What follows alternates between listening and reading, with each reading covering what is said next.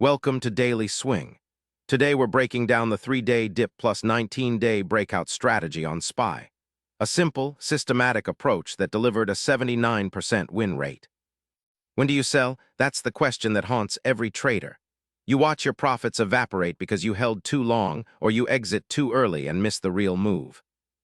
This strategy combines two powerful concepts: buying weakness in strength and taking profits at breakouts.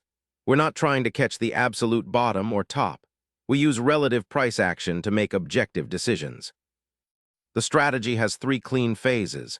First, confirm the uptrend using the 66-day moving average. Second, wait for a 3-day dip.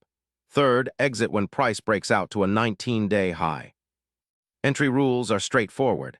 SPY must be above its 66-day simple moving average with a clear upward slope.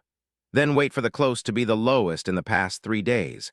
This gives you a dip to buy in a confirmed uptrend. Exit when price closes at a 19-day high. This signals the dip has reversed and we've captured the bounce.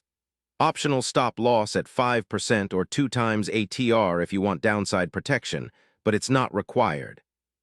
Backtested on SPY from 1993 to 2025, the strategy produced a 79.7% win rate with a profit factor of 1.541.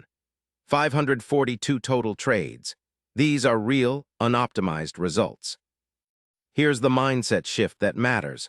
Stop trying to predict exact bottoms or tops.